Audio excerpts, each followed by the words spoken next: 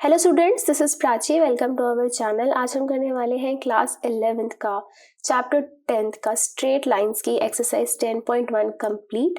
तो अगर आपको कोई भी पर्टिकुलर क्वेश्चन देखना है तो आप डिस्क्रिप्शन बॉक्स में जाकर टाइम स्टैम्प देख सकते हैं, वहां आप क्लिक करेंगे तो आपका क्वेश्चन वहीं से स्टार्ट हो जाएगा। ऑल्सो अगर अभी तक आप लोगों ने इसकी इंट्रोडक्शन वीडियो नहीं पढ़ी है, जिसके अंदर मैंने 10th के बेसिक्स से लेकर 11th के बेसिक्स तक का और साथ में उसके एग्जाम्पल्स भी कवर किए हैं, तो अगर आपसे वो बहुत इंपॉर्टेंट वीडियो मिस हो चुके हैं तो आज जस्ट एक बार जरूर देख ले, जिसका लिंक मैं I button as well as description box में डाल दूंगी। तो स्टार्ट करते हैं with first question. Draw a quadrilateral in a Cartesian plane whose vertices are this and this. Also find its area. तो सबसे पहली बात, हमें एक क्वाड्रिलेटरल कार्टेशियन प्लेन में बनाना है। कार्टेशियन प्लेन वही अगर एक्स एक्सिस वाई एक्सिस एक ग्राफ पे बनाना है। ग्राफ का एक बहुत फैंसी सा नेम है कार्टेशियन प्लेन, ठीक है, और उसका हमें एरिया भी फाइंड करना है। तो सबसे पहले हम इसको ड्रॉ कर लेते हैं। तो मैंने एक तरीके से ग्राफ बना लिया। अब हम इसके वर्टिसेस बनाते हैं। -4 और 5, तो x का है -4 और y का है 5, तो x के लिए -4 और y का 5, तो ये आ जाएगा यहाँ पर ये पॉइंट। इधर हो गया 5, ये हो गया -4। नेक्स्ट 0 और 7, तो 0 x एक्सिस का और 7 y एक्सिस का, ये हो गया, ठीक है। यहाँ मैं पॉइंट्स को लिख देती हूँ, -4 5, यहाँ पर 0 7। नेक्स्ट क्या है 5 -5, तो 5 x एक्सिस का एंड y एक्सिस का -5, तो ये आ जाएगा पॉइंट यहाँ पर 5 -5। आगे चलिए -4 -2, यानी कि x एक्सिस भी -4 और y एक्सिस भी -2, यानी कि ये पॉइंट यहाँ आ जाएगा -4 -2, ठीक है। तो अब ये सब जो पॉइंट्स आ गए हैं, इनको हमने क्या करना है, इनको हमने ज्वाइन कर देना और क्या बनाना है, एक क्वाड्रिलेटरल बनेगा। तो करते हैं इसको।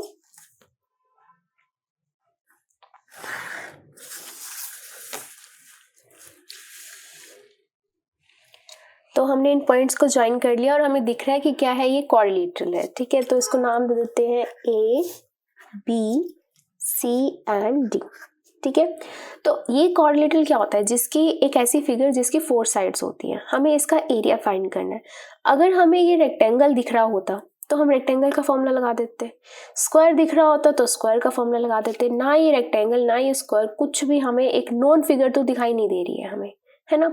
तो ऐसी फिगर्स का हम एरिया कैसे फाइंड करते हैं, हम दोबारा से अपना बेस क्लियर करते हैं और 10th में जो हमने काम किया था वही यहाँ पे करेंगे। क्या कि अगर ये क्वाड्रिलेटरल है, अगर मैं इसको किसी भी 2 पॉइंट्स को ज्वाइन कर देती हूँ, या तो इसको कर दूँ या इसको कर दूँ, तो वो क्या बन जाएगा, इसका डायगोनल बन जाएगा, ठीक है। मैं इन दोनों को ज्वाइन कर देती हूँ। तो अब आप देख सकते होगे ये एक डायगोनल बन चुका है। अब I have 2 triangles, one triangle is this one, ठीक है, and another triangle is this one.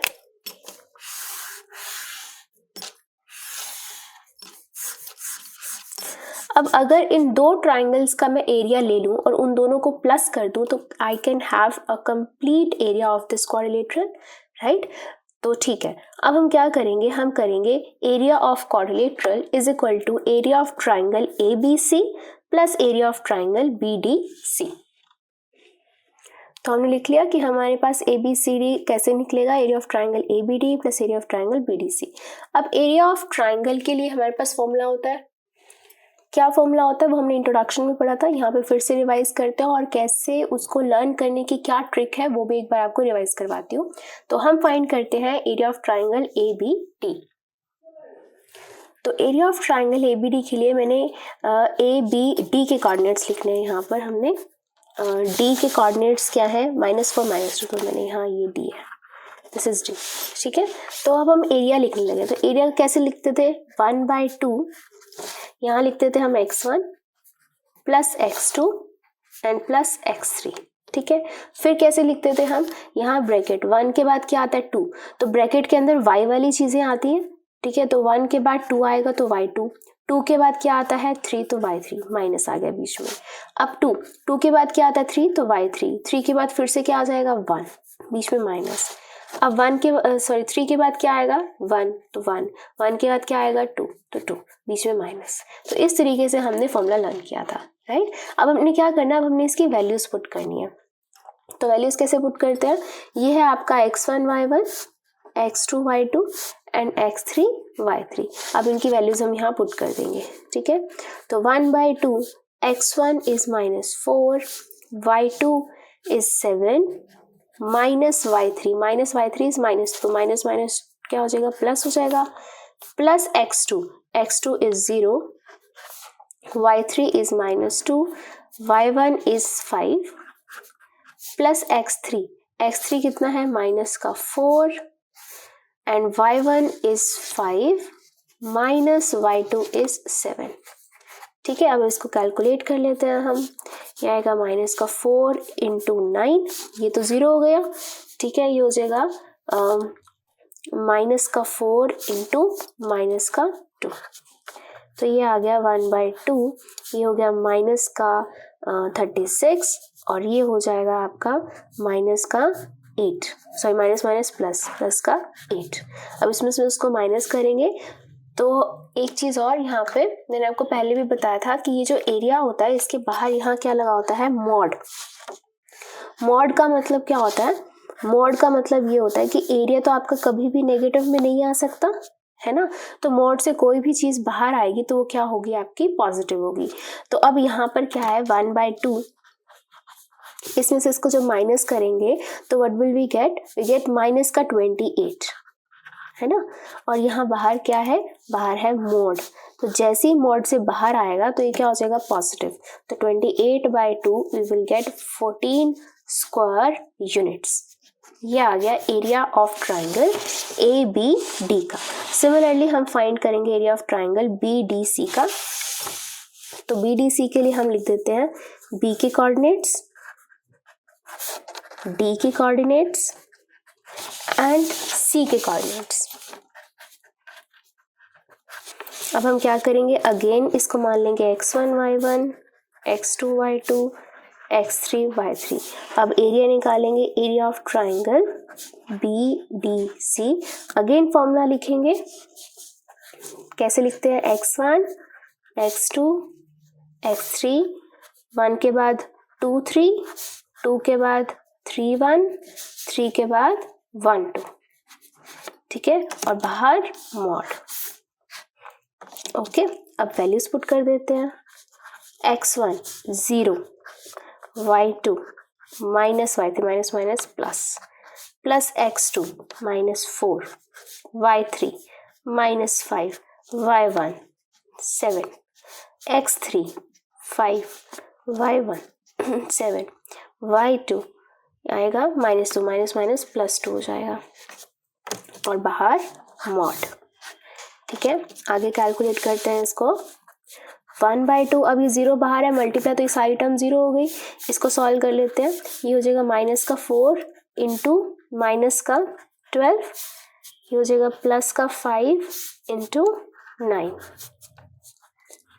तो माइनस प्लस हो गया, 4 2 = 8, 4 1 = 4, प्लस ये हो जाएगा 45, ठीक है। इन दोनों को प्लस कर लेते हैं, क्या आएगा, ये आएगा 3 कैरी ओवर 1, 93/2, सॉरी 93/2 है, ठीक है। साथ में क्या आ गया, स्क्वायर यूनिट्स। तो अब आपके पास एरिया ऑफ ट्राइंगल ABD भी आ गया, एरिया ऑफ ट्राइंगल BDC भी आ गया। अब इन दोनों को हमने क्या करना है, प्लस करना है, तो प्लस कर देते हैं। तो ये क्या था 14 और ये कितना आया था 93/2। इसका एलसीएम ले लेंगे, 28 + 93, तो 1 कैरी ओवर 1, 12/2 स्क्वायर यूनिट्स। तो ये आ गया आपके पास एरिया ऑफ क्वाड्रिलेटरल, ठीक है। तो ये था आपका क्वेश्चन नंबर फर्स्ट। चलिए करते हैं क्वेश्चन नंबर सेकेंड। तो अब क्वेश्चन सेकेंड क्या कह रहा है, the base of an equilateral triangle with side 2A lies along the y axis such that the mid point of the base is at the origin, find the vertices of the triangle, ठीक है। तो देखो, अब ये है आपके पास x axis and y axis, ठीक है। तो एक इक्विलेटरल ट्राइंगल है, जिसकी साइड 2a है along द y एक्सिस है, y एक्सिस के along है, ठीक है। ऑन y एक्सिस होता तो हम ऐसे बनाते, along है यानी कि उसकी कोई एक साइड जो है वो y एक्सिस के साथ जुड़ी हुई है, तो यानी कि हम मान लेते हैं उसका इस तरीके से बेस जो है वो y एक्सिस के साथ जुड़ा हुआ है, ठीक है। तो इसको हम ड्रॉ करते हैं, मान लो ये है, ठीक है। इसका एक कोई पार्ट जो है, कोई एक साइड जो है इक्विलेटरल ट्रायंगल की वो y एक्सिस के साथ जुड़ी हुई है, उसे हम बोलेंगे along, ठीक है। तो अब इक्विलेटरल ट्रायंगल वो इस साइड भी हो सकता है, इस साइड भी हो सकता है, दोनों साइड हो सकता है ना। उन्होंने प्लस माइनस तो दोनों कुछ नहीं बोला, तो हम क्या करते हैं, हमें अभी हमेशा पॉजिटिव में रहने की रहता है कि हाँ पॉजिटिव में ज़्यादा इजी कैलकुलेशंस होते हैं, तो हम पॉजिटिव तरफ ही बना लेते हैं। तो ये हो गया, तो ये हो गया, ठीक है। तो ये ओरिजिन है, तो लेट इट बी O, इसे हम मान लेते हैं A, this is B and this point is C, ठीक है। इसके साइड्स कितनी है, 2a है। 2a का मतलब क्या हो गया, ये पूरा पोर्शन 2a का है, ठीक है। तो पूरा पोर्शन 2a का है, तो ये कहाँ लाई करता है, मिड पॉइंट इसका ओरिजिन पे लाई करता है, मिड पॉइंट है ये। मिड पॉइंट का मतलब क्या होगा कि ये होगा A और ये होगा A, है ना। ये यहाँ से लेकर यहाँ तक कितना हुआ 2a, ये यहाँ से लेकर यहाँ तक कितना हुआ 2a, ठीक है। ओके, हमें क्या करना है, हमें करना है find the vertices of triangle. Triangle के वर्टिसेस ही बस फाइंड करना है और ज़्यादा कुछ नहीं करना हमको, ठीक है। तो ट्राइंगल के वर्टिसेस के लिए हमारे पास वर्टिसेस है कौन कौन से, A, B एंड C, यही 3 वर्टिसेस है हमारे पास, ठीक है। तो कैसे फाइंड करेंगे हम इसको, तो ध्यान से देखिए। सबसे पहले A के अगर वर्टिसेस की बात करते हैं तो ये A डिस्टेंस पर है, स्मॉल A डिस्टेंस पर है, तो ये हो गया x तो 0 हो गया क्योंकि ये यहाँ पे ओरिजिन पे है, x हो गया 0 और y हो गया A। B के लिए देखिए x अगेन 0, लेकिन जो आपका y है वो नीचे की तरफ आ रहा है, नीचे की तरफ नेगेटिव में होता है, तो ये हो गया आपका -a। तो A के कोऑर्डिनेट्स आ गए, B के कोऑर्डिनेट्स आ गए, C के कोऑर्डिनेट्स बताइए मुझे। तो C के कोऑर्डिनेट्स में अगर हम ध्यान से देखें तो हमारे पास x एक्सिस तक यहाँ कुछ ना कुछ है और y क्या है 0, है ना, क्योंकि x एक्सिस पे है तो y हो गया 0, हमें x के वैल्यू निकालनी है। तो x की वैल्यू कैसे निकालें, ध्यान से देखिए। ये ट्राइंगल बन रहा है OBC, है ना, हमें यहाँ से लेकर यहाँ तक का डिस्टेंस चाहिए। ऑल्सो वी नो दैट कि जो इक्विलेटरल ट्राइंगल होता है उसका जो ऐसे मिड होता है वो यहाँ पे क्या होता है, परपेंडिकुलर। ये भी हम कह सकते हैं, या ये भी आपको पता है कि x एक्सिस y एक्सिस क्या होता है, एकदम से परपेंडिकुलर होती है। तो हम यहाँ पे पाइथागोरस लगा सकते हैं, लगा दो। In triangle OBC hypotenuse square is equal to perpendicular square plus base square. Hypotenuse क्या होती है, 90 के सामने वाली, BC का square OC square plus OB square. BC कितना है 2a, OC तो हमें फाइंड करना है एंड OB कितना है A। ये हो गया 4a स्क्वायर, ये हो गया a स्क्वायर, माइनस इधर आ जाएगा तो this will be 3a square, ये हो गया OC स्क्वायर। तो ये कितना बचेगा √3a, ये आ जाएगा आपका OC आ गया √3a। तो यानी कि यहाँ पर x की वैल्यू कितनी हुई √3a। तो यहाँ से आपने निकाला a के कोऑर्डिनेट्स क्या निकले आपके 0a, b के कोऑर्डिनेट्स निकले 0 -a और c के कोऑर्डिनेट्स निकले √3a एंड 0, ठीक है।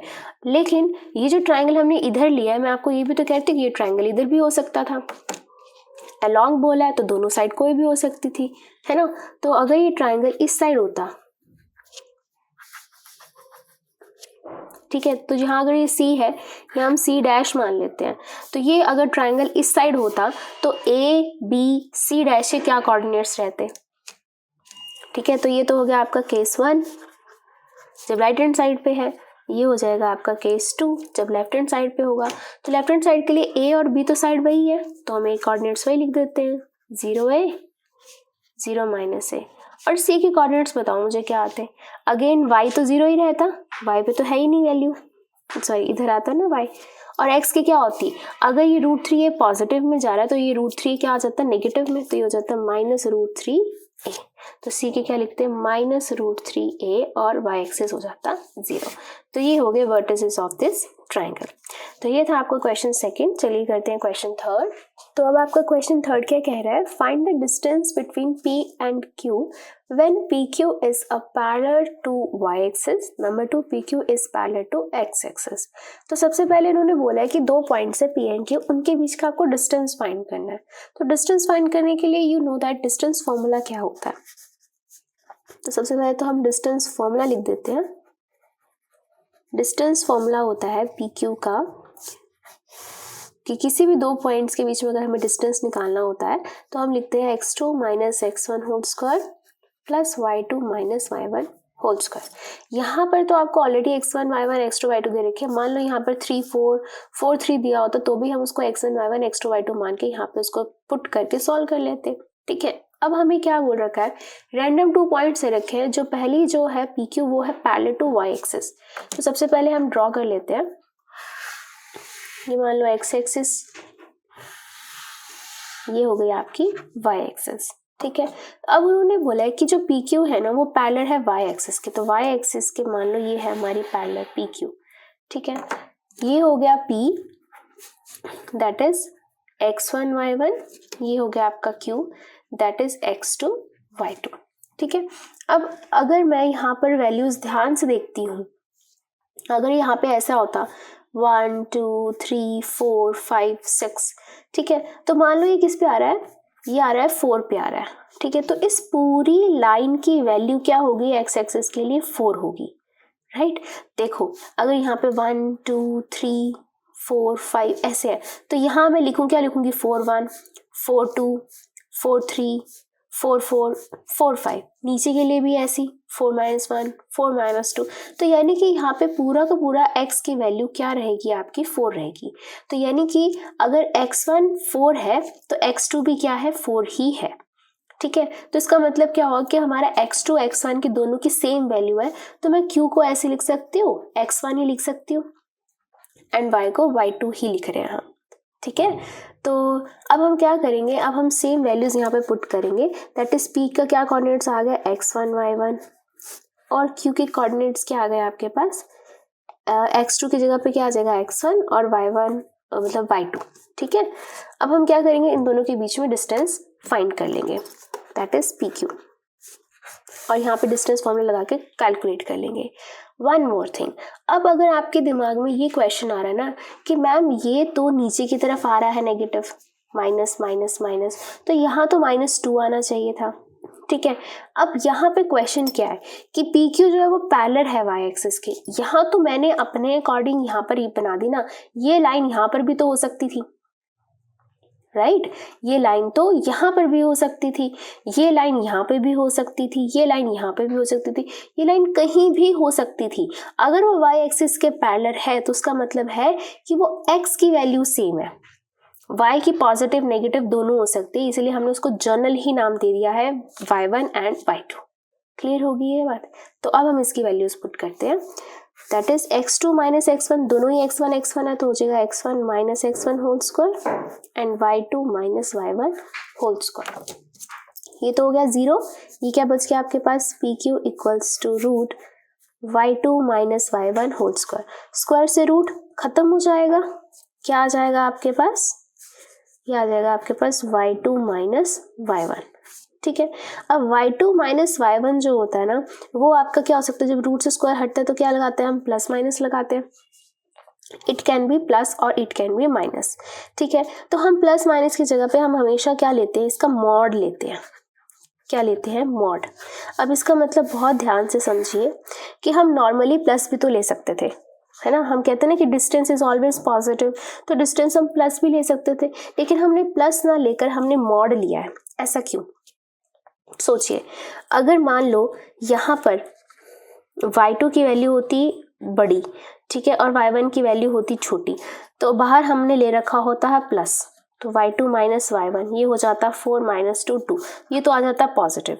लेकिन अगर y2 की वैल्यू होती छोटी और y1 की वैल्यू होती बड़ी और बाहर लिया होता हमने प्लस, तो ये हो जाता 2 माइनस 4, तब भी तो क्या आता -2 आता तो फिर गलत हो जाता। इसीलिए हमने क्या लिया, हमने सेफ खेला और हमने लगा दिया मोड, यानी कि चाहे y1 बड़ा हो चाहे y2 बड़ा हो, सब दोनों को माइनस करो और क्या निकल आएगा, मोड, यानी कि उसका जो माइनस वाला साइन है वो हमने हटा देना, क्योंकि distance can never be in negative form. ठीक है, तो ये था y एक्सिस के पैरेलल के लिए फॉर्मूला। अब हम फाइंड करते हैं x एक्सिस के पैरेलल के लिए। तो x एक्सिस के लिए हम दोबारा से यहाँ x एक्सिस बना देते हैं, ये y एक्सिस बना देते हैं और लाइन हम ले लेते हैं ये। ठीक है, तो let this point be p x1 y1 and let this point be q that is x2 y2। और यहाँ हम डिस्टेंस फॉर्मूला भी लिख देते हैं। क्या होता है डिस्टेंस फॉर्मूला हमारा, x2 minus x1 whole square plus y2 minus y1 whole square. अब अगेन यहाँ पे हम ध्यान से देखें, मान लो ये 1 2 3 है, तो इस पूरी लाइन पे जो y एक्सिस होगी उन सब की वैल्यू होगी वो 3 ही होगी, यानी कि y1 की वैल्यू भी 3 एंड y2 की भी वैल्यू 3, यानी कि इसके कोऑर्डिनेट्स क्या बन जाएंगे, x1 y1 और इसके क्या रहेंगे, x2 एंड y1। तो y की वैल्यू सेम है तो y1 y1 रहेगा। ठीक है, तो अब हम यही कोऑर्डिनेट्स यहाँ पे पुट करके वैल्यू फाइंड करेंगे। p हो गया x1 y1 और q हो गया आपका x2 y1। अब ये वैल्यूज यहाँ पुट कर देते हैं हम। तो x2 माइनस x1 तो यही है, प्लस y2 इज y1, तो y1 माइनस y1 का स्क्वायर, ये तो 0 हो गया, क्या बचा सिर्फ ये, तो pq is equal to x2 minus x1 का स्क्वायर का रूट। तो स्क्वायर रूट फिर से कैंसिल होंगे, तो क्या रखेंगे आगे हम, प्लस माइनस रखेंगे x2 माइनस x1। अब नॉर्मली हम प्लस नहीं चूज करेंगे, क्या करेंगे हम चूज, मॉड चूज करेंगे। तो मॉड चूज करने का रीजन मैंने ऑलरेडी बता दिया आपको कि x1 बड़ा हो चाहे x2 बड़ा हो, कोई भी बड़ा हो, उनमें से आपस में माइनस करो, जो आंसर आएगा वो हमेशा आपका पॉजिटिव रहेगा, बिकॉज जो डिस्टेंस होता है वो it is always in positive form. ठीक है, तो ये था आपका क्वेश्चन थर्ड। चलिए करते हैं क्वेश्चन फोर्थ। क्वेश्चन फोर्थ क्या कह रहा है, find a point on x axis which is equal distance from the points this and this. तो इक्वल डिस्टेंस पर है एक पॉइंट जो एक्स एक्सिस पे लाई करता है। तो सबसे पहले तो हम ना इन पॉइंट्स को ही ड्रॉ कर लेते हैं। हमारे पास ये एक्स एक्सिस होती है, ठीक है, ये होती है हमारे पास वाई एक्सिस होती है। तो मैं यहाँ पे बना देती हूँ 1 2,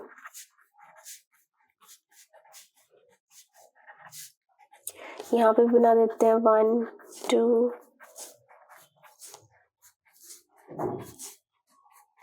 अब ये उठा लेते हैं कोऑर्डिनेट्स। ठीक है, ये है 7 6, यानी कि x 7 और y 6, ये रहा 7 एंड 6, तो ये आ जाएगा पॉइंट, ये हो गया 7 6। दूसरा पॉइंट क्या है 3 4, यानी कि x 3 and y 4, x 3 and y 4, ये आ गया पॉइंट 3 4। ठीक है, तो ये दो पॉइंट्स हैं हमारे पास। हमने देखना है कि ये दोनों पॉइंट्स ना x एक्सिस पे किसी एक रैंडम पॉइंट से क्या हो, दोनों इक्वल डिस्टेंस पर हो, दोनों इक्वल डिस्टेंस पर हो। तो जैसे कि मैं ऐसे भी मान सकती हूँ कि मान लो ये यूं जा रहा है, ये इस तरीके से है। ठीक है, तो ये दोनों का जो डिस्टेंस है ना वो इस पॉइंट से क्या होगा, बिल्कुल इक्वल रहेगा। तो इसको मैं मान लेती हूँ ये ए पॉइंट है, ये बी पॉइंट है और ये रैंडम पॉइंट कोई भी सी है। अब सी के कोऑर्डिनेट्स हमें नहीं पता, उसके कोऑर्डिनेट्स हमें फाइंड करने हैं। तो ये हम मान लेते हैं एक्स एंड वाई। ठीक है, तो हमें पता है कि it is given that C is equal distance from A and point B। तो हम यहाँ लिख सकते हैं कि AC इक्वल है BC के, ये हमें गिवन है ऑलरेडी। तो अगर दोनों का डिस्टेंस सेम है तो दोनों पे हम डिस्टेंस फॉर्मूला लगा सकते हैं, बिल्कुल लगा सकते हैं।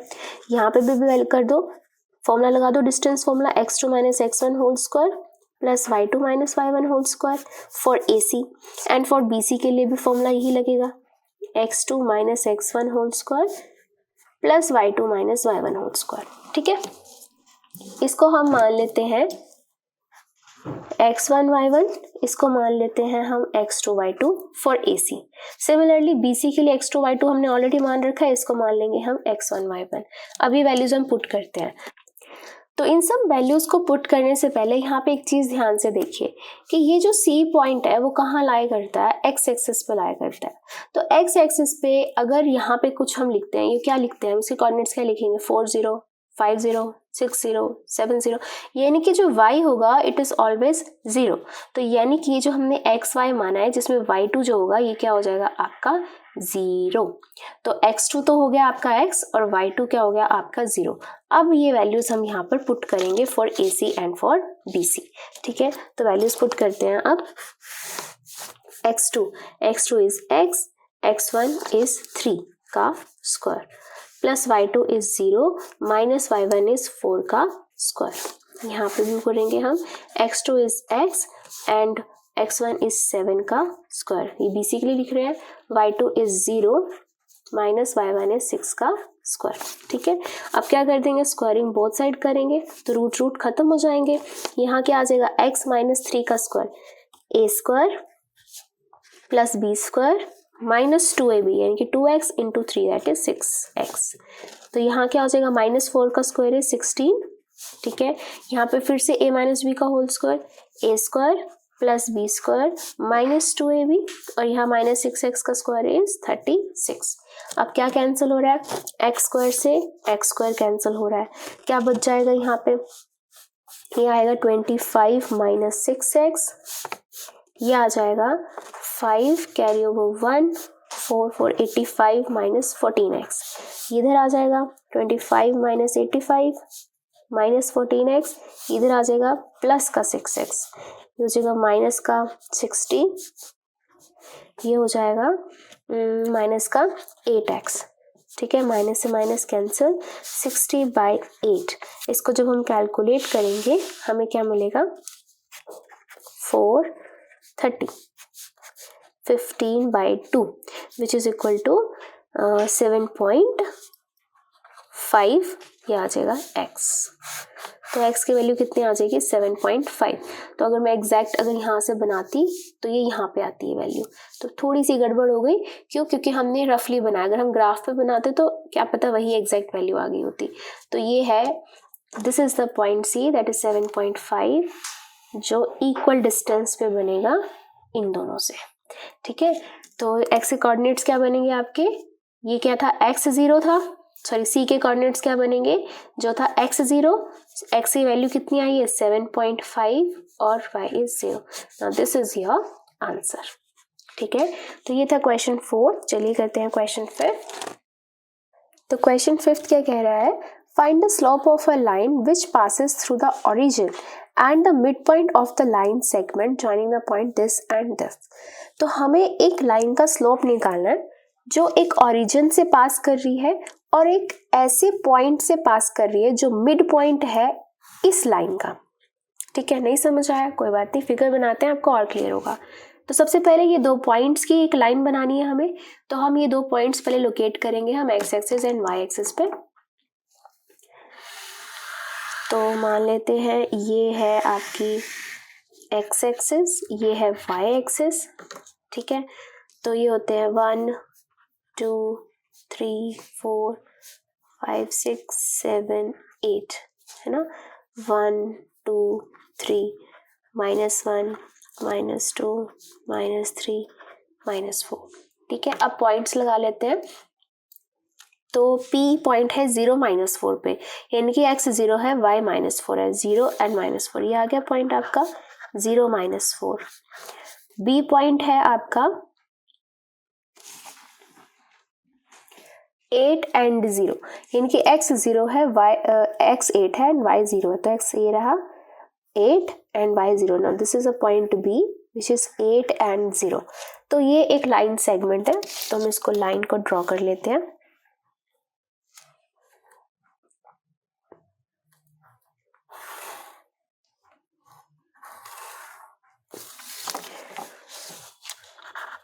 तो ये रहा PB एक लाइन सेगमेंट, ड्रॉ कर ली। अब एक अनदर लाइन है, find a slope of a line, एक स्लोप निकालना है हमें एक लाइन का जो ओरिजिन से पास करती है और इस लाइन के मिड पॉइंट से पास करती है। ठीक है, तो मान लो इस लाइन का मिड पॉइंट मान लो ये है। ठीक है, तो एक अनदर लाइन है जो इसके मिड पॉइंट से भी पास करती है और ओरिजिन से भी पास करती है, तो यानी कि ये बन जाएगी। ठीक है, ये एक लाइन बन गई जो इस लाइन के मिड पॉइंट से भी पास कर रही है और ओरिजिन से भी पास कर रही है। तो लेट दिस लाइन बी, इसको हम मान लेते हैं ये पी क्यू है, इसको हम मान लेते हैं sorry D and D dash मान लेते हैं। ठीक है, ये यहाँ से पास कर रही है। ओके, तो अब ध्यान से देखिए, हमें निकालना है इस ग्रे वाली लाइन का स्लोप निकालना है।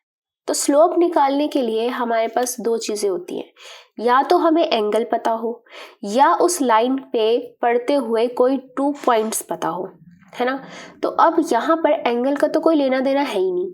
अगर मुझे इस लाइन पे पड़ते हुए कोई भी 2 पॉइंट्स 2 कोऑर्डिनेट्स मिल जाए तो उसकी हेल्प से मैं फाइंड कर सकती हूँ इस लाइन का स्लोप।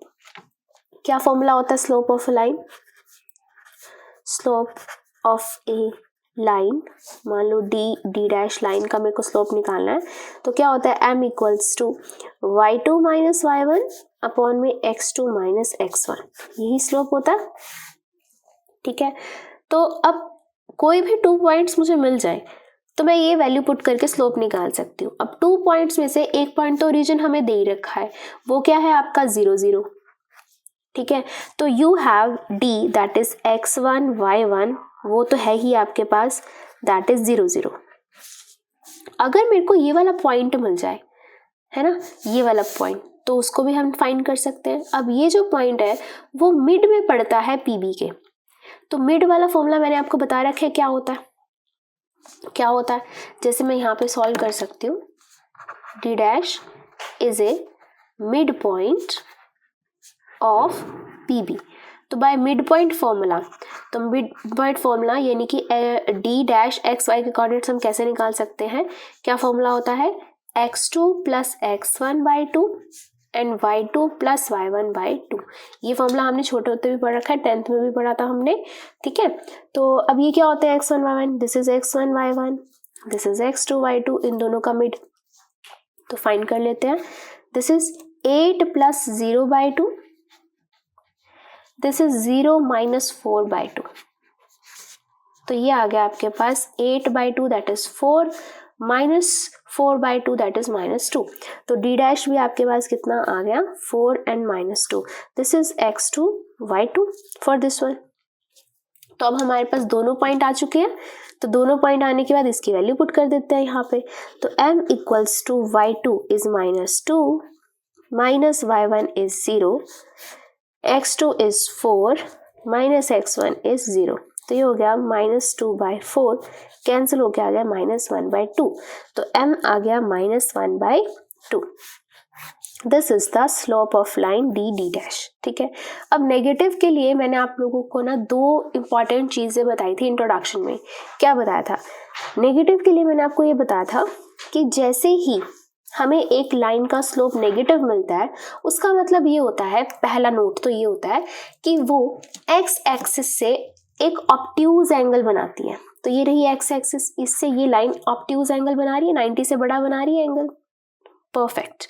दूसरा मैंने इंपॉर्टेंट नोट क्या दिया था कि जैसे जैसे एक्स बढ़ेगा वैसे वाई कम होगा एक लाइन का, अगर उसका लाइन का स्लोप नेगेटिव है तो एक्स बढ़ेगा।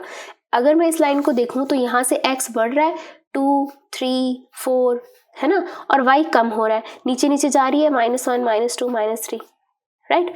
उल्टा क्या होता है इसका कि अगर x कम होगा तो y बढ़ेगा। तो y अगर यहाँ से मैं बढ़ाती हूँ तो 1 2 3 4 5 बढ़ेगा y, लेकिन x में क्या होगा? नेगेटिव में जा रहा होगा, तो x क्या होगा? कम होगा। तो ये कुछ एक्स्ट्रा नॉलेज थी जो मुझे लगा मेरे को आपको देनी जरूरी समझी मैंने आपको। तो ये था क्वेश्चन 5। चलिए करते हैं क्वेश्चन 6। तो अब करते हैं क्वेश्चन नंबर 6। क्या कह रहा है? Without using the Pythagoras theorem show that the points 4 4 3 5 -1 -1 are the vertices of a right angle triangle. तो राइट एंगल ट्राइंगल के हमें ये शो करने हैं कि वर्टिसेस हैं, पाइथागोरस थ्योरम यूज नहीं करनी है। पाइथागोरस थ्योरम यूज करने का क्या फायदा होता है? तो अगर हमारे जैसे अगर 3 दे रखे हैं, हम सबसे पहले इसको ना प्लॉट कर लेते हैं तो वो हमारे लिए इजी रह जाएगा। तो 1 2 3 4 5 6, 1 2 3 4 5 6, -1 -2 -3 -1 -2 -3। अब हम यहाँ पे ले लेते हैं इसके पॉइंट्स 4 4, तो 4 एंड 1 2 3 4 4, तो ये आ जाएगा पॉइंट यहाँ पर, दैट इज 4 4, 3 x पे 3 y पे 5, x पे 3 y पे 5, तो 3 4 5 ये यहाँ आ जाएगा, 3 5 3 5, -1 -1 -1 -1 मतलब कि -1 x का -1 y का, ये पॉइंट यहाँ आ गया, -1 -1। तो अब इनको क्या करना है, हमने ज्वाइन कर देना। तो हमने इनको ज्वाइन कर दिया, ये है आपके पास A, ये है B और ये है C, ठीक है। तो ये एक आपके पास क्या बन चुका है, ट्राइंगल बन चुका है। अब हमें चेक करना है कि ये जो ट्राइंगल है कि राइट एंगल ट्राइंगल है, ठीक है। तो ये हमें शो करना है। एक्चुअली शो का मतलब क्या है कि ये हमें ऑलरेडी पता है कि ये राइट एंगल ट्राइंगल है, अब हमें शो करना है। शो का मतलब क्या होता है, अगर हमें डिस्टेंस फॉर्मूला लगाना, पाइथागोरस थ्योरम लगानी होती तो हम क्या करते, ए बी का डिस्टेंस फाइंड करते, ए सी का डिस्टेंस फाइंड करते, बी सी का डिस्टेंस फाइंड करते, और हम देखते कि कोई एक यानी कि hypotenuse square is equal to perpendicular square plus base square, अगर उनका डिस्टेंस ऐसे इक्वल आ जाता तो हाँ जी वहां से पाइथागोरस प्रूव हो जाती। लेकिन अब हमें पाइथागोरस नहीं यूज करनी है, तो अब हमें क्या करना है, अब हम क्या सोचें। देखो राइट एंगल ट्राइंगल का मतलब क्या है कि कोई एक एंगल जो है वो 90 डिग्री पर है, यानी कि इन तीनों में से कोई दो लाइनें क्या है, आपस में परपेंडिकुलर है, ठीक है। और हमें पता है परपेंडिकुलर लाइंस का मतलब क्या होता है, परपेंडिकुलर लाइंस का मतलब होता है कि slope of one line multiply by slope of second line, वो किसके इक्वल होता है, -1 के इक्वल होता है ना, फॉर परपेंडिकुलर लाइंस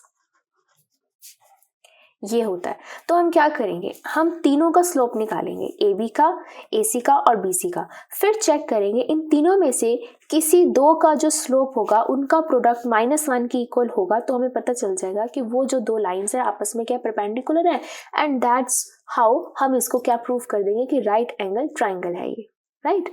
तो स्टार्ट करते हैं स्लोप फाइंड करना, सबसे पहले ए बी का, ठीक है। स्लोप ऑफ ए बी, तो ए बी है ये। अब ए बी के लिए हमें एक लाइन का स्लोप हम कैसे निकालते हैं, या तो एंगल हो या 2 पॉइंट्स हो, ये 2 पॉइंट्स हमें दे रखे हैं, ठीक है। तो हम इसको मान लेते हैं x1 y1, इसको मान लेते हैं x2 y2। तो क्या होता है स्लोप का formula, m is equal to y2 minus y1 upon में x2 माइनस x1 होता, वैल्यूज पुट कर दो, 5 माइनस y1 इज -1, तो माइनस माइनस क्या हो जाएगा +1, x2 is 3 minus x1 is -1, तो माइनस माइनस +1, ये हो जाएगा 6/4, कैंसिल होके आ गया 3/2। ओके नेक्स्ट देखो, अब निकालते हैं हम स्लोप ऑफ AC, ठीक है। AC का स्लोप निकालो, again y2 minus y1 upon में x2 माइनस x1। तो अब x1 y1 तो मान ही रखे हैं, इसको x2 y2 मान लो, ओके वैल्यूज पुट कर देते हैं, x2 y2 is 4 minus y1 is 1, तो माइनस माइनस प्लस, फिर x2 is 4 and x1 is -1, तो माइनस माइनस +1, ये आ गया 5/5, कैंसिल होके आ गया 1, ठीक है। अब नेक्स्ट का स्लोप निकालते हैं, स्लोप ऑफ BC, ये स्लोप निकालते हैं, again y2 minus y1 upon में x2 माइनस x1। तो यहाँ पर ये किसी को भी मान लो, इसको आप x1 y1 मान लो, इसको x2 y2 मान लो, किसी को भी मान लो, तो ये हो जाएगा 4 माइनस 5 डिवाइड में 4 माइनस 3, तो ये आ गया -1/1, दैट इज -1। तो अब देखो तीनों का स्लोप हमने निकाल लिया, इसका स्लोप आया 3/2, इसका आया 1 और इसका आया -1। तो किन दो को मल्टीप्लाई करके -1 आ रहा है, इन दोनों को मल्टीप्लाई करके आ रहा है, तो इसको मान लो m1 मान लो, इसको m2 मान लो, ठीक है। तो हम यहाँ पे लिख सकते हैं कि जो AC का स्लोप है दैट इज 1 और जो BC का स्लोप है -1, ये हमारा क्या आ गया -1। तो left hand side is equal to right hand side, इसका क्या मतलब हुआ, दैट इम्प्लाइज AC परपेंडिकुलर है किसके ऊपर, BC पे। AC और BC क्या है, परपेंडिकुलर है, यानी कि ये जो है वो 90 डिग्री है। That implies triangle ABC is a right angle triangle, sorry right angled triangle, और राइट एंगल है भी किसके ऊपर है, सी पे है। देखो ना AC एंड BC दोनों परपेंडिकुलर है, तो राइट एंगल एट C। ठीक है, तो ये था आपका क्वेश्चन नंबर 6। चलिए करते हैं क्वेश्चन नंबर 7। अब क्वेश्चन 7 क्या कह रहे हैं, find the slope of a line which makes an angle of 30 degree with the positive direction of y axis measure anticlockwise. तो एक कोई लाइन है, उसका हमें स्लोप निकालना है जो y एक्सिस के साथ एंटी क्लॉकवाइज 30 डिग्री का एंगल बनाती है। तो सोचिए फिगर कैसी बनेगी। सबसे पहली बात तो अगर ये x एक्सिस है, ये y एक्सिस है, ठीक है, तो कोई एक रैंडम लाइन है जो इसको ऐसे कट करती है, इसको ऐसे एंगल बनाती है y एक्सिस के साथ 30 डिग्री का। तो ये ऐसे भी बना सकती है, ठीक है, और दूसरा क्या बन सकता है, दूसरा वो इस तरीके से भी उसको 30 डिग्री का एंगल बना सकती है ना। अब उन्होंने बोला है एंटी क्लॉकवाइज, तो एंटी क्लॉकवाइज y एक्सिस से डायरेक्शन बनती है, तो एंटी क्लॉकवाइज y एक्सिस से तो ये हुआ, और यहाँ से एंटी क्लॉकवाइज ये हुआ। तो आप मुझे बताइए कि ये 30 डिग्री हो सकता है, नहीं हो सकता। तो दैट मीन्स फॉर श्योर ये 30 डिग्री है ना, तो ये 30 डिग्री होगा आपका। तो यानी कि ये वाली figure is acceptable, this is not acceptable. तो इसको दोबारा बनाते हैं हम फिगर को। ये हमने बनाई x एक्सिस, ये हमने बनाई y एक्सिस, और ये रही line that makes an angle 30 degree anti clockwise with the y axis. ठीक है, हमें इसका क्या फाइंड करना है, हमें इसका फाइंड करना है स्लोप। ओके, तो स्लोप कैसे फाइंड करें। अब कई बच्चों को ना 90% यहाँ बच्चे क्या करेंगे, भाई एंगल दे रखा है tan थीटा लगाओ, काम खत्म। बट याद करिए वो जो हम tan थीटा निकालते हैं, यानी कि slope of a line m है ना, क्या होता है, tan थीटा होता है। अब ये थीटा क्या होता है, थीटा होता है जो एंगल x एक्सिस से बन रहा होता है इस लाइन का, यानी कि दिस थीटा, ठीक है, नॉट दिस वन। कोई भी एंगल दे रखा हो उसको आपने tan में डाल के आंसर नहीं लेकर आना है, दिस थीटा। क्लियर है ये बात। ओके, अब ये थीटा तो हमारे पास नहीं है, इसको हमने फाइंड करना है। कैसे फाइंड करें, तो अगर ये 30 डिग्री है तो this will also be 30 degree, vertically opposite angles, and ये x एक्सिस है, ये y एक्सिस है, तो दिस विल बी 90 डिग्री। तो अगर मैं इसको लेती हूँ A B C, ये एक ट्राइंगल मैंने ले लिया ABC, ठीक है। अब इस ट्राइंगल में अगर मैं देखूं ये एंगल और ये एंगल, ये दोनों का जो सम होगा will be equal to this angle. क्या क्या बोलते हैं उसको, एक्सटीरियर एंगल प्रॉपर्टी बोलते हैं, है ना। तो हम यहाँ से लिख सकते हैं कि theta is equal to 90 plus this angle क्या है 30 डिग्री, वर्टिकली ऑपोजिट हो गया, तो ये हो गया 30 डिग्री, 90 प्लस 30 डिग्री, क्या लिखेंगे, एक्सटीरियर एंगल प्रॉपर्टी। क्या होती है, sum of two interior angles is equal to the exterior angle, यही होती है, ठीक है। तो ये आ गया। अब ये थीटा हमारे पास है, now we can apply m equals to tan theta.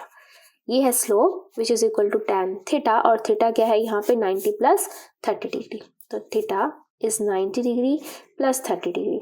अब ये फॉर्मूला आपको पता है क्या होता है, फॉर्मूला tan 90 प्लस x कितना होता है बताइए मुझे। एक तो 90 डिग्री के लिए हमारा जो फंक्शन होता है वो चेंज होता है, ठीक है, चेंज होता है, तो क्या आ जाता है, cot x आ जाएगा, राइट। ऑल्सो एक और चीज़ क्या कि 90 प्लस है, यानी कि सेकेंड क्वाड्रेंट में आ रही है। सेकेंड क्वाड्रेंट के लिए क्या होता है हमारे पास, सेकेंड क्वाड्रेंट में हमारे पास जो tan होता है वो नेगेटिव होता है, तो tan नेगेटिव, तो यहाँ आ जाएगा नेगेटिव, तो cot x, और यहाँ x कितना है 30 डिग्री, तो ये हो जाएगा माइनस का cot 30 डिग्री। और cot 30 की वैल्यू क्या होती है, √3, और बाहर माइनस भी है, तो √3, m equals to minus √3 is the answer. तो आप यहाँ पर देख सकते होगे कि जो माइनस आ रहा है वो क्या आ रहा है, ऑब्ट्यूज आ रहा है, ठीक है। ये हमने बार बार देखा है कि जब कभी भी हमारा स्लोप नेगेटिव में आता है तो जो हमारी लाइन होती है वो x एक्सिस से एंटी क्लॉकवाइज ऑब्ट्यूज एंगल बना रही होती है। क्लियर होगी ये बात। तो ये था आपका क्वेश्चन नंबर 7। चलिए करते हैं क्वेश्चन नंबर 8। तो क्वेश्चन नंबर 8 क्या है, very simple, find the value of x for which the points are collinear. ऐसा हमने एग्जाम्पल भी किया था। कोलिनियर का मतलब क्या होता है, जो एक सेम लाइन पे लाई करते हैं, ठीक है, तो मैं इसको ना एक तरीके से एक लाइन ही बना लेती हूँ। मान लो ये ए पॉइंट है, ये मान लो बी पॉइंट है, ये मान लो सी पॉइंट है। तो ए के जो कोऑर्डिनेट्स हैं वो है x-1, बी के कोऑर्डिनेट्स हैं 2 1 और सी के कोऑर्डिनेट्स हैं 4 5। कोलिनियर मतलब एक लाइन पे लाई करते हैं, है ना। बाकी कोऑर्डिनेट्स से रखे हैं, x फाइंड करना है। एक लाइन पे लाई करने का मतलब क्या होता है कि इनकी जो ढलान है वो एक ही है, यानी कि इसका स्लोप बिल्कुल सेम है। तो कोलिनियर का मतलब यही होता है। तो if the points A, B, C of a line, then the slope of AB will be equal to the slope of BC। तो इसका स्लोप सेम होगा, क्योंकि उठेंगे तो ऐसी रहेगी, ये लाइन उठेगी तो सेम ऐसी उठेगी, ऐसे ही उठेगी, तो स्लोप जो होगा उनका वो बिल्कुल सेम होगा।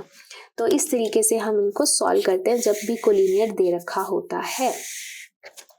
तो अब हमें क्या करना है, हमें स्लोप पहले फाइंड करना है ए बी का, फिर स्लोप फाइंड करना है बी सी का, और दोनों को इक्वल रख देना है। ठीक है, अब स्लोप के लिए हमारे पास 2 पॉइंट्स है। अब अगर हमारे पास एंगल होता तो हम एंगल पुट कर देते हैं, नहीं है तो हमारे पास पॉइंट्स है। तो पॉइंट्स के लिए हम क्या लगाते हैं formula, y2 minus y1 upon x2 minus x1। यहाँ पर भी y2 माइनस y1 अपॉन में x2 माइनस x1।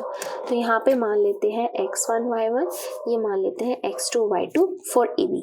ठीक है, तो वैल्यूज पुट कर दो यहाँ पर। तो y2 is 1 minus y1 is minus, तो minus minus plus 1, x2 is 2 minus x1 is x1 ही है, वो सॉरी x दे रखा है ना हमें, only x is equal to, अब इनके लिए x2 y2 तो मान ही रखा है, इसको x1 y1 मान लो। ओके, तो x2 माइनस x1 अपॉन में y2 माइनस y1। ठीक है, आगे चलो, ये हो जाएगा 2 अपॉन में 2 माइनस x, ये हो जाएगा माइनस 4 अपॉन में माइनस 2, माइनस से माइनस कैंसिल हो जाएगा। ठीक है, इसको इससे कैंसिल कर दिया, क्या आ गया 2। तो 2 अपॉन में 2 minus x is equal to 2।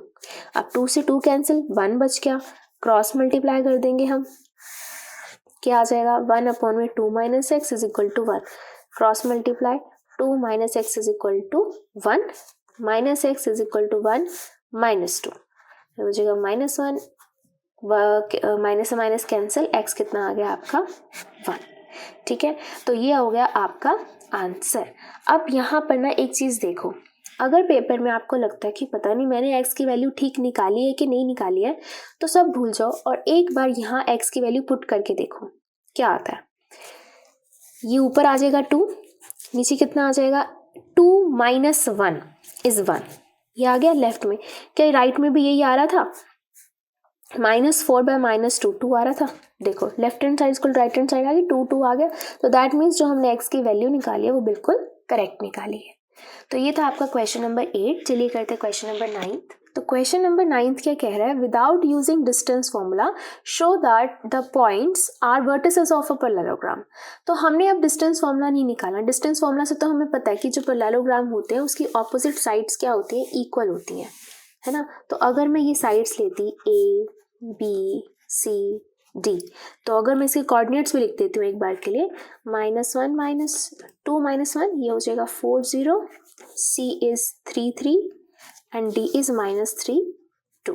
ठीक है, तो अगर उन्होंने ये ना लिखा होता ना कि डिस्टेंस फॉर्मूला नहीं निकालना है, तो क्या करते हम AB का डिस्टेंस निकालते, CD का डिस्टेंस निकालते, वो दोनों सेम आ जाते, फिर BC का निकालते, AD का निकालते, वो दोनों सेम आ जाते।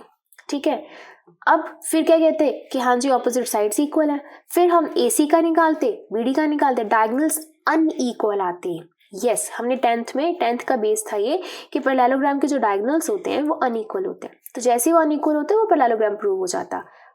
बट मेरा क्वेश्चन आपसे ये है कि अगर ऑपोजिट साइड्स इक्वल आ जाती और डायगोनल्स भी इक्वल आ जाते तो कौन सी फिगर बनती, ये हमने 10th में कर रखा है। प्लीज़ कोई ना कोई बच्चा कमेंट जरूर करना अगर उनका बेस क्लियर है, उन्होंने पढ़ रखा है और मैंने आपको पढ़ा रखा है। एक्सरसाइज 7.2 में भी बताया था, सॉरी एक्सरसाइज 7.1 का ये क्वेश्चन है। तो 10th की एक्सरसाइज 7.1 का क्वेश्चन है ये, तो प्लीज़ कमेंट बॉक्स में ज़रूर कमेंट करना, मुझे बहुत अच्छा लगेगा कि आपका बेस क्लियर है एकदम। तो बताना कि वो कौन सी फिगर है, ठीक है। लेकिन अभी के लिए हमें डिस्टेंस फार्मूला यूज़ नहीं करना है, हमें बिना डिस्टेंस फार्मूला यूज़ किए हमें क्या बताना है कि ये एक पैरेललोग्राम है, वो उसे हमें प्रूव करना है। तो कैसे प्रूव कर सकते हैं? As name indicates it is a parallelogram, यानी कि ये साइड क्या होगी, पैरेलल होगी। पैरेलल का मतलब क्या है, हमें पता है कि पैरेलल साइड्स का जो स्लोप होता है वो क्या होता है, यस, इक्वल होता है। तो हम क्या करेंगे, इसका स्लोप निकालेंगे, इसका स्लोप निकालेंगे, देखेंगे इक्वल आ रहा है, ठीक है, तो फिर साइड्स जो होंगी वो इक्वल हो जाए, सॉरी पैरेलल हो जाएंगी। फिर हम निकालेंगे इसका स्लोप AB का और CD का। अगर इन दोनों का स्लोप भी इक्वल आ रहा है दैट मीन्स ये भी पैरेलल है, ये पैरेलल, हम कह देंगे कि ये हमारा पैरेललोग्राम बनाता है, ठीक है। Very clear. हमने दो ही चीजें पढ़ रखी है कि अगर लाइंस परपेंडिकुलर होती हैं तो दोनों का स्लोप निकालो, तो क्या आता है, उसका प्रोडक्ट -1 के इक्वल आता है। अगर लाइंस पैरेलल होती हैं तो दोनों का जो स्लोप होता है वो क्या आता है, इक्वल आता है। ये हमने पढ़ रखा है ना। तो यहाँ पर ये वाला कॉन्सेप्ट यूज कर लेंगे हम। तो चलो शुरू करते हैं, AB का निकालना स्लोप एंड देन CD का निकालते हैं, ठीक है। तो सबसे पहले स्लोप ऑफ AB, तो क्या होगा स्लोप ऑफ AB, M1 मान लेते हैं, इसको फर्स्ट साइड है, तो दिस विल बी, फॉर्मूला लगाओ, y2 - y1 x2 - x1, ये मान लेते हैं x1 y1, ये मान लेते हैं x2 y2, ठीक है। फॉर्मूला पुट कर, ये वैल्यूज पुट करो, y2 - y1 -y1 is -1, minus +1, x2 4 -2 +2 हो जाएगा, ये हो जाएगा 1/6 आ गया। नेक्स्ट चलिए स्लोप ऑफ CD निकालते हैं, इसको मान लेते हैं M2, फॉर्मूला पुट करते हैं, यहाँ पे इसको लगाते हैं, इसको मानते हैं x1 y1, इसको मान लेते हैं x2 y2, ठीक है।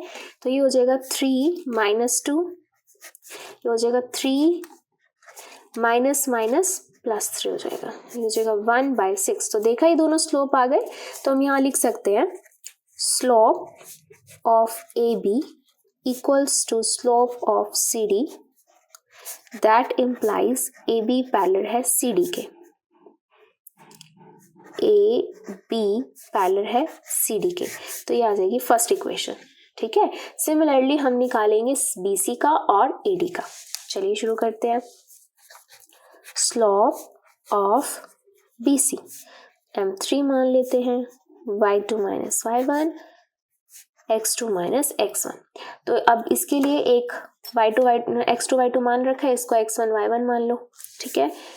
तो ये हो जाएगा y2 - y1 is 0, x2 - x1 is this, तो हो जाएगा 3/-1 विच इज इक्वल टू -3, ठीक है। नेक्स्ट देखते हैं स्लोप ऑफ AD निकालना है। अब AD, तो ये M4 मान लो, तो y2 - y1 upon x2 - x1। अब यहाँ के लिए x1 y1 मान रखा है, इसको x2 y2 मान लो, किसी को भी आप मान सकते हैं। तो ये हो जाएगा y2 - y1, तो माइनस प्लस, फिर x2 - x1, तो माइनस प्लस, ये हो गया ऊपर 3, ये आ गया -1, तो ये हो गया -3। तो यहाँ से हमें पता चला कि स्लोप ऑफ BC इक्वल है स्लोप ऑफ AD के, तो दैट इम्प्लाइज BC पैरेलल है AD के। तो ये आ गई आपके पास second equation. Opposite sides are parallel, तो हम लिख सकते हैं फ्रॉम इक्वेशन 1 एंड 2, इन दोनों इक्वेशन से हम कह सकते हैं कि ABCD इज अ पैरेललोग्राम, या ये फॉर्म करते हैं एक पैरेललोग्राम, ठीक है। तो ये था आपका क्वेश्चन नंबर 9। चलिए करते हैं क्वेश्चन नंबर 10। तो अब क्वेश्चन 10 क्या कह रहा है, find the angle between x axis and the line joining the points 3 - 1 4 - 2। तो सबसे पहले हमें क्या करना है, हम सबसे पहले ये लाइन ड्रॉ कर लेते हैं। तो ये हो गया y एक्सिस, ये हो गया x एक्सिस, ठीक है। तो ये हो गया 1 2 3 4, 1 2 3 1 2 3, 3 माइनस 1, तो 3 एक्स एक्सिस, वाई एक्सिस का -1, ये आ गया पॉइंट। ठीक है, दूसरा पॉइंट क्या है, 4 माइनस 2, तो 4 हो गया एक्स एक्सिस का, वाई एक्सिस का -2, ये आ गया पॉइंट। तो this is 3 minus 1 and this is 4 minus 2। तो इनको हमने क्या करना है, इनको हमने ज्वाइन कर देना। ठीक है, तो इसको आगे की तरफ लेके जा रही हूँ।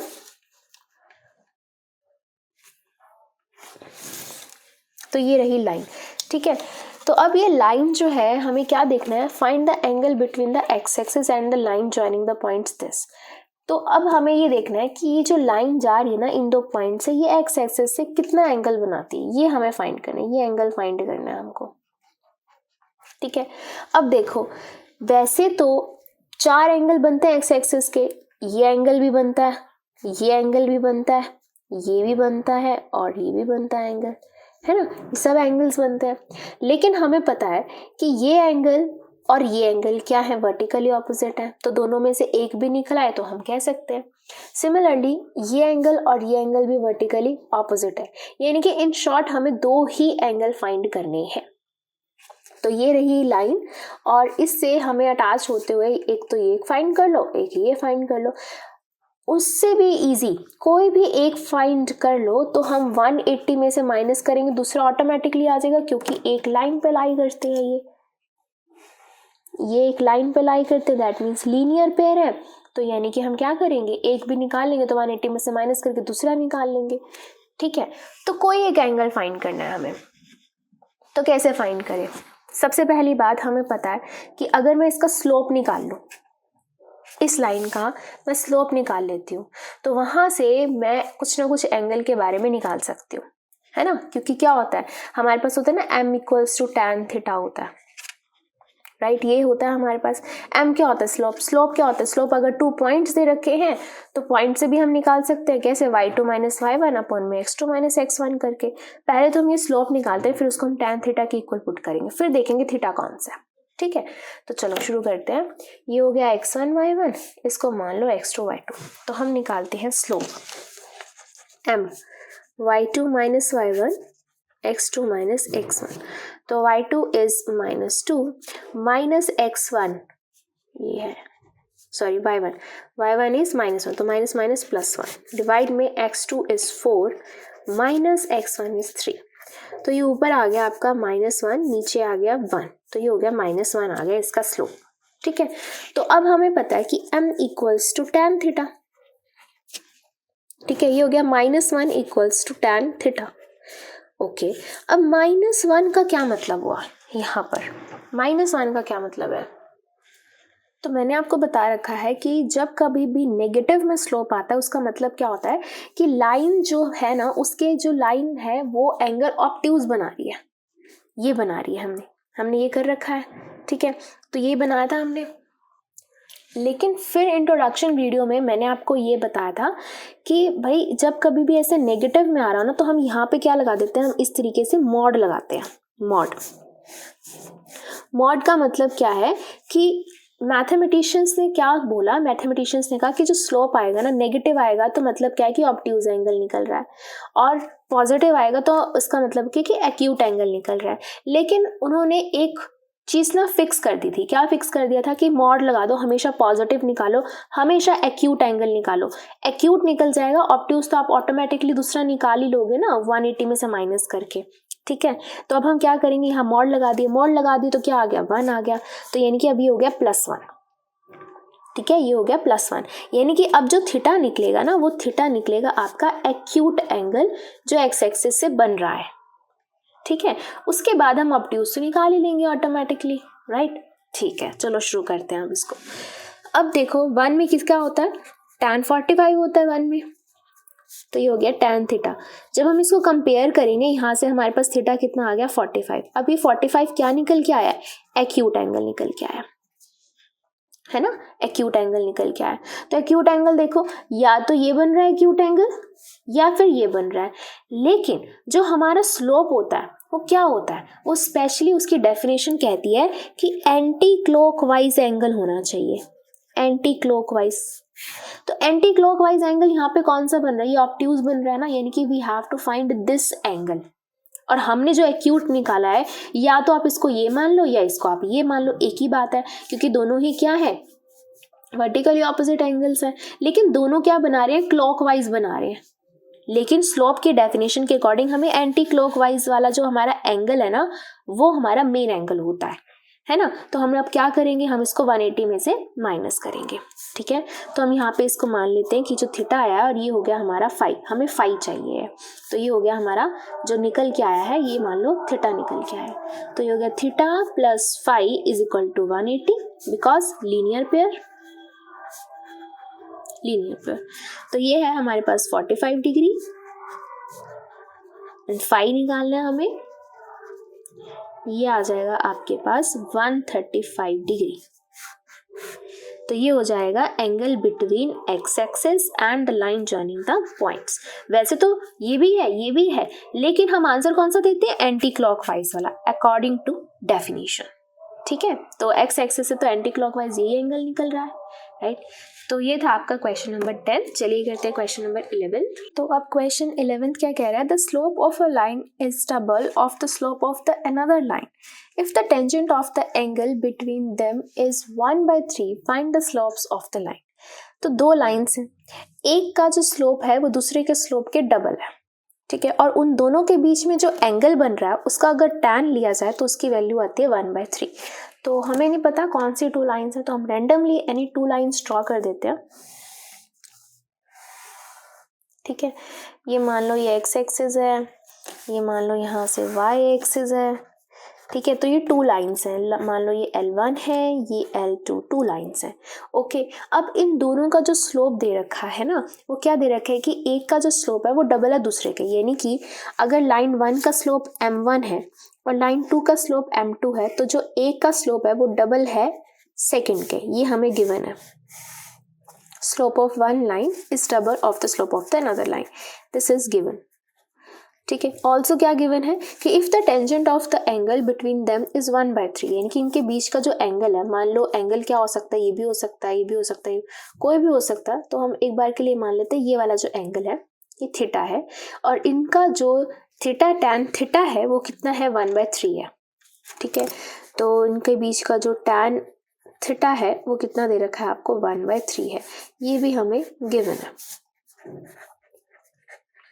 हमें क्या फाइंड करना है, हमें फाइंड करना है इन दोनों के बीच का स्लोप, यानी कि इसका स्लोप और इसका स्लोप, इन दोनों का स्लोप फाइंड करना है, यानी कि m1 और m2 हमें फाइंड करना है, ठीक है। कैसे फाइंड कर सकते हैं, हमें पता है कि हमने एक फॉर्मूला पढ़ रखा है। क्या फॉर्मूला पढ़ रखा है हमने, एंगल बिटवीन टू लाइन्स का। क्या पढ़ा था हमने formula, angle between two lines का, यानी कि इस थीटा के लिए हमने एक फॉर्मूला पढ़ रखा है। क्या होता है, angle between two lines, that is क्या होता है, tan थीटा इक्वल्स टू, यहाँ पे मोड लगाते हैं, क्या होता है m2 माइनस m1 अपॉन में 1 प्लस m1 इंटू m2, ये फॉर्मूला होता है हमारे पास, ये हमें पढ़ रखा है, ठीक है। अब इसी फॉर्मूले में क्या है, मतलब कि इन दोनों के बीच का थीटा ये है इज इक्वल टू मॉड, और इनका में क्या है, इन दोनों का स्लोप है। तो क्या यहाँ पे tan थीटा की वैल्यू दे रखी है, बिल्कुल दे रखी है 1/3। m1 m2 ये हमें इंफॉर्मेशन दे रखी है, तो यहाँ पे हम पुट करके क्रॉस मल्टीप्लाई करके कोशिश कर सकते हैं m1 m2 निकालने की, बिल्कुल शुरू करते हैं। तो tan थीटा की वैल्यू क्या है, 1/3, तो 1/3 यहाँ पुट कर दो, m2 तो m2 ही है, माइनस m1 क्या है, 2m2 है, तो 2m2 डिवाइड में 1 प्लस m1 की वैल्यू क्या है, 2m2 तो है ही है, तो 2m2 इंटू m2 मोड, तो ये क्या आ जाएगा, ये हो जाएगा माइनस का m2 डिवाइड में नीचे क्या आ जाएगा 1 प्लस 2m2 स्क्वायर। तो कितना डिफिकल्ट लग रहा है m2 का स्क्वायर, तो मैं एक बार के लिए ना लेट m2 को ना मैं मान लेती हूँ, कोई वेरिएबल मान लो x मान लो, ठीक है, let m2 is equal to x, so that हमें कैलकुलेशंस करते हुए इजी हो जाए। तो जब हम x मानेंगे तो क्या आ जाएगा हमारे पास, माइनस x अपॉन में 1 प्लस 2x स्क्वायर। कितना इजी लग रहा है ना यहाँ पे m2 का स्क्वायर। अब देखो कितना इजी हो गया हमारे लिए, अब हम इसको कैलकुलेट कर सकते हैं ठीक है, यानी कि जब हम x फाइंड करेंगे उसका मतलब क्या है कि हमने slope of second line find किया। क्लियर है ये बात? तो चलो शुरू करते हैं इसको सॉल्व करना। तो मैंने वही स्टेटमेंट यहाँ पर लिख लिया है। ठीक है, अब हमें पता है जैसे ही हम मोड हटाते हैं तो हम क्या लगाते हैं, प्लस माइनस लगाते हैं।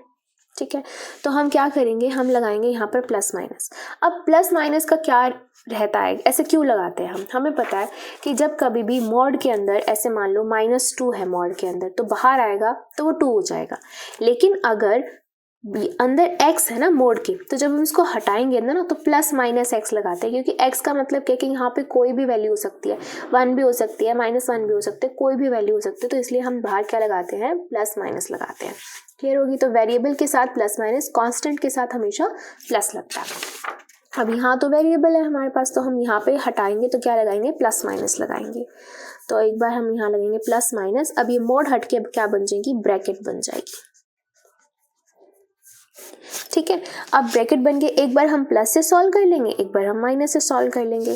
तो चलो शुरू करते हैं। एक बार प्लस लेते हैं, प्लस -x अपॉन में 1 + 2x², और एक बार हम माइनस ले लेते हैं 1/3, माइनस बाहर तो -x अपॉन में 1 + 2x²। अब इसको सॉल्व करते हैं, तो 1/3 आ जाएगा, -x अपॉन में 1 + 2x², क्रॉस मल्टीप्लाई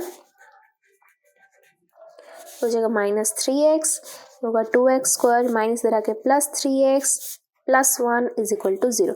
तो ये बन गई आपके पास एक क्वाड्रेटिक इक्वेशन, है ना। सेम यहाँ से भी सॉल्व करने की कोशिश करते हैं। 1/3 माइनस +x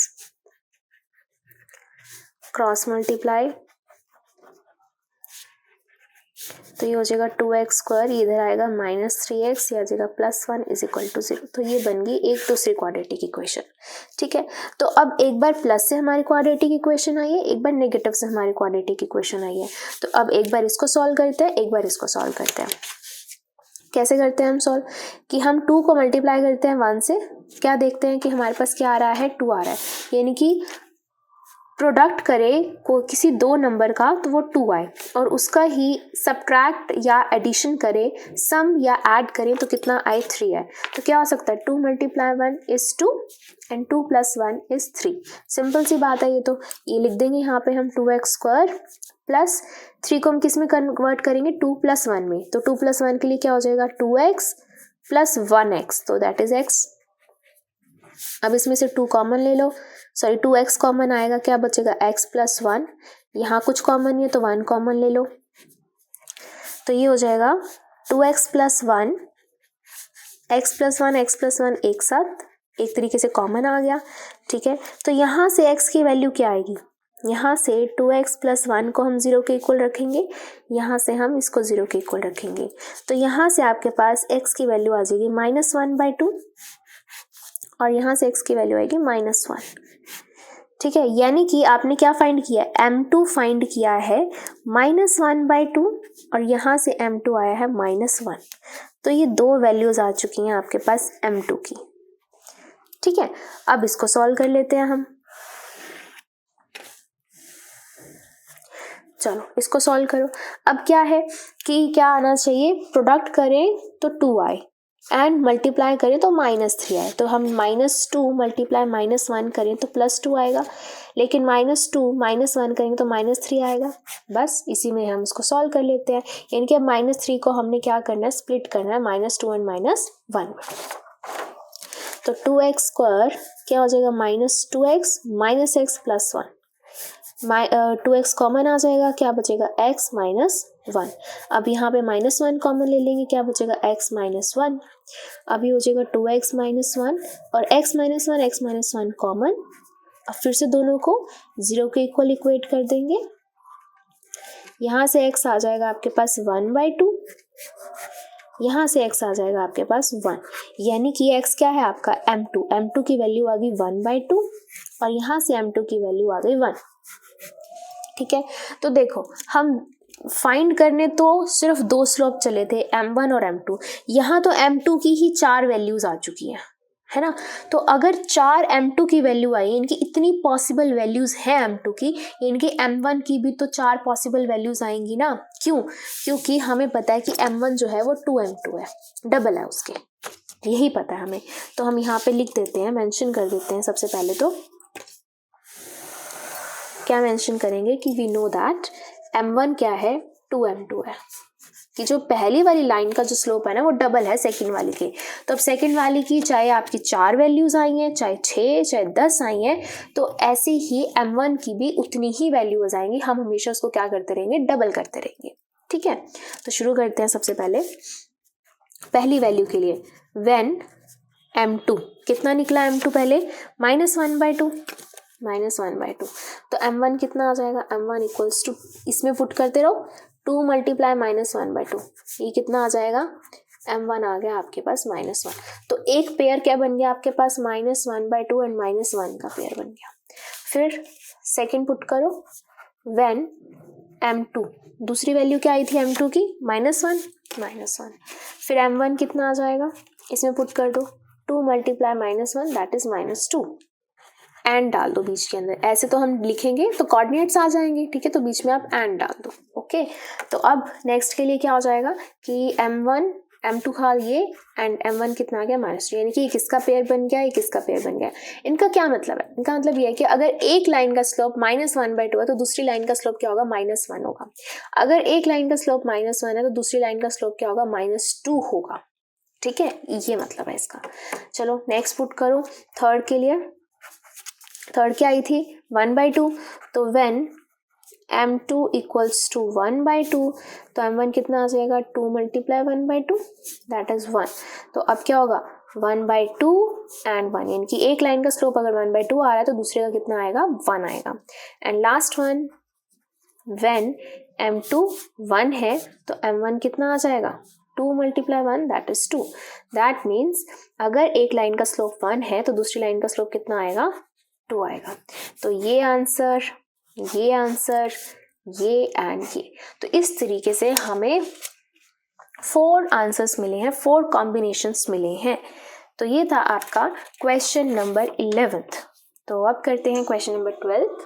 क्वेश्चन 12 क्या कह रहा है, a line passes through x1 y1 and hk, if the slope of the line is m, show that this. तो बच्चे ना कई बार क्या करते हैं, ऐसी कोई भी चीज़ देखते हैं और वहीं पर डर जाते हैं, भाई ऐसा क्वेश्चन तो हमें आता ही। सिंपल सी बात है, जो चीज़ आपको दे रखी है उसके अकॉर्डिंग आप उसको ओपन करने की कोशिश करो। क्या कि एक लाइन दे रखी है तो सबसे पहले एक लाइन बना दो, ये रही लाइन। ठीक है, 2 पॉइंट से पास करते हैं, लेट पहला पॉइंट भी ए, दूसरा पॉइंट भी बी है। पहला पॉइंट क्या दे रखा है, x1 y1, दूसरा पॉइंट क्या दे रखा है, hk। अब क्या बोल रखा है कि उनका जो स्लोप है ना वो m है, इनके स्लोप दे रखा है, और इस इक्वेशन में जिसमें हमने शो करना है उसमें स्लोप भी है, तो स्लोप का फॉर्मूला ओपन कर दो। अगर कोई एक लाइन 2 पॉइंट से पास कर रही होती है तो उसका स्लोप क्या होता है, y2 माइनस y1 अपॉन में x2 माइनस x1, ये स्लोप होता है। अब x1 y1 तो दे रखे हैं, इसको x2 y2 मान लो। ओके, चलो अब m की जगह पे m, y2 की जगह पे क्या आ जाएगा, k, माइनस y1 की जगह पे y1, x2 की जगह पे h, माइनस x1 की जगह पे x1। ठीक है, क्रॉस मल्टीप्लाई कर दो, m h minus x1 is equal to k minus y1। अरे ये तो तीसरे ही स्टेप में हो गया, देखो k minus y1 is equal to m into h minus x1, बस खत्म, हेंस प्रूव्ड, हेंस शोन। ठीक है, तो बस कुछ भी नहीं किया हमने, जो जो हमें दे रखा था हमने उसके अकॉर्डिंग उसको ओपन कर दिया, hence proved.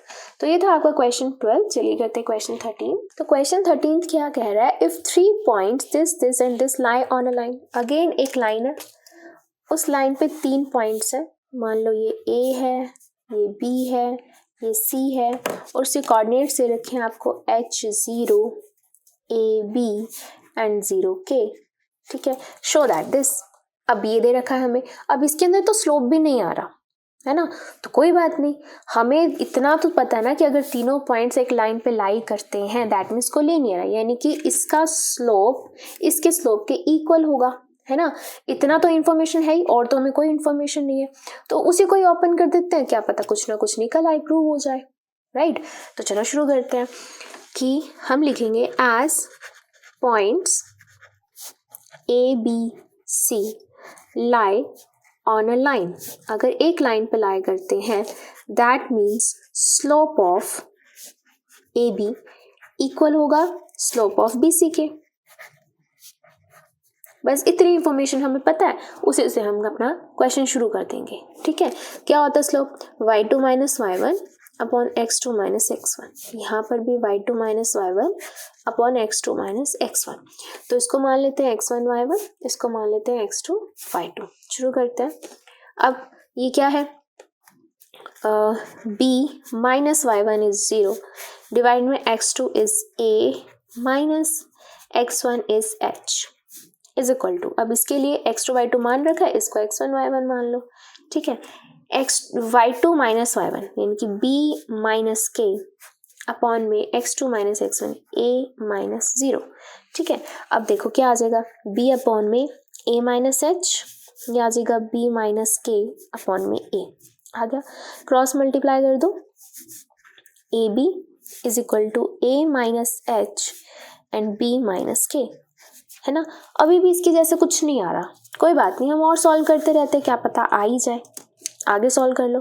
A B is equal to, आगे मल्टीप्लाई कर दो अंदर, ये क्या आ जाएगा? A B minus A K minus B H minus minus plus H K. ठीक है, ओके। अब ए बी से ए बी कैंसिल हो गया। ठीक है, ओके। अब ये हमें लग रहे हैं माइनस माइनस के, भाई इसमें तो कोई माइनस नहीं है ना, प्लस के हैं, तो इनको ना उठा के हम लेफ्ट हैंड साइड में लाने की कोशिश करते हैं। ले आओ, ये आ जाएगा A K minus B H is equal to H K. ठीक है, अब देखो, अब हमें क्या चाहिए? हमें यहाँ पर ए चाहिए, ए आ रहा है, लेकिन के नहीं चाहिए। सॉरी, ये माइनस है, इधर आके प्लस हो गया। अब b चाहिए, b आ रहा है बट h नहीं चाहिए। अब यहाँ h k नहीं चाहिए, यहाँ 1 चाहिए। अगर मैं इस पूरी इक्वेशन को h k से डिवाइड कर दूं तो देखो क्या आ जाएगा? h k से कैंसिल हो जाएगा, 1 आ जाएगा। यहाँ h k से k कैंसिल, h आ जाएगा। इस तरीके से पूरा सॉल्व हो सकता है। ठीक है, तो क्या लिखेंगे हम? Divide above equation by h k। तो मैथ्स में हम बैलेंस कर सकते हैं, हम अपनी मर्जी से नहीं किसी को डिवाइड कर सकते। यानी कि अगर हम खाली इसको नहीं डिवाइड कर सकते, हमने करना है तो पूरी इक्वेशन को एच के से डिवाइड करना है। तो क्या आएगा?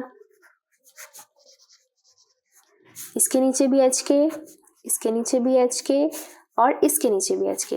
इसका क्या मतलब होता है कि अगर हम दोनों तरफ एलसीएम लेते हैं तो एलसीएम से एलसीएम कैंसिल हो जाएगा, तो मेन इक्वेशन पे कोई फर्क नहीं पड़ता, है ना। के से के कैंसिल, क्या बच गया? a बाई एच, एच से एच कैंसिल, क्या बच गया? b बाई के, और ये पूरा कैंसिल, क्या आ गया? 1। क्या ये प्रूव करना था हमें?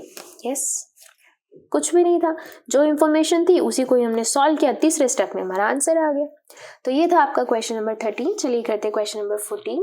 तो अब क्वेश्चन 14 क्या कह रहा है? Consider the following population and year graph, find the slope of the line A B and using it find what will be the population in the year 2010। तो ये आपको एक लाइन दे रखी है, मैं इस लाइन को ऐसे ड्रॉ कर देती हूँ। ये आपको ग्राफ भी दे रखा है, ये रही एक्स एक्सिस, ये रही वाई एक्सिस। उन्होंने बोला है कि 1985 में 92 करोड़ पॉपुलेशन थी, 1995 में 97 करोड़ पॉपुलेशन थी, एंड 2010 में आपको बतानी है कितनी पॉपुलेशन होगी। ठीक है, बट वो फाइंड करने से पहले हमें क्या करना है? हमें फाइंड करना है स्लोप ऑफ ए बी। तो ए बी का स्लोप हमें पता है बहुत अच्छे से, कैसे हम फाइंड करते हैं? 2 पॉइंट्स का स्लोप। तो क्या होता है 2 पॉइंट्स का slope? y2 minus y1 upon में x2 माइनस x1। तो इसको मान लो x1 y1, इसको मान लो x2 y2। वैल्यूज पुट कर दो, ये हो जाएगा 97 माइनस 92 डिवाइड में x2 इज 1995 माइनस 1985। ये हो गया ऊपर 5, ये हो गया नीचे 10, कैंसिल होके आ गया आपके पास 1/2। ये स्लोप आ गया आपके पास, तो स्लोप ऑफ लाइन आ गया आपके पास 1/2। अब उन्होंने बोला है कि इसी इंफॉर्मेशन को यूज करते हुए अब आपको ये बताना है कि यहाँ पर कितनी पॉपुलेशन आएगी, यानी कि x दे रखा है, हमें y फाइंड करना है।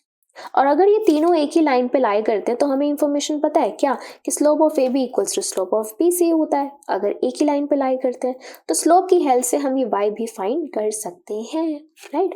तो हम लिख सकते हैं as A B C lie on a line। तो मतलब स्लोप ऑफ AB इक्वल होगा स्लोप ऑफ BC के।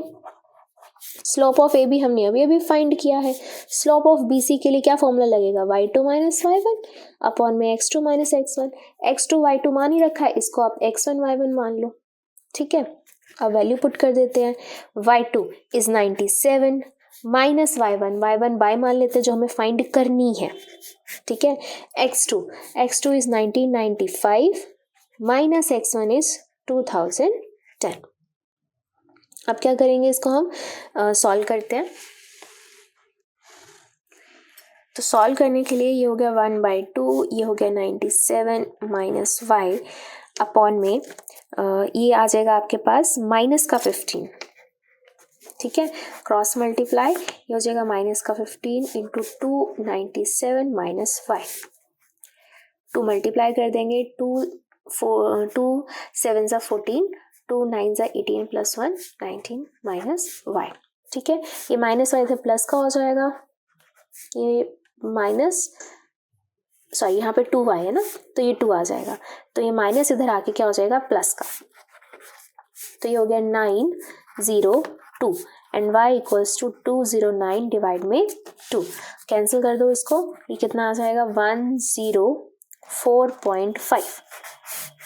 तो ये हो जाएगा 104.5 यानी कि करोड्स, यानी कि 104.5 करोड़ की पॉपुलेशन होगी 2010 के अंदर, ठीक है। तो ये था आपका question number 14, last question of this exercise. Thank you, that's all for this video. Next video में हम कवर करेंगे next concept and examples of next exercise. Thank you.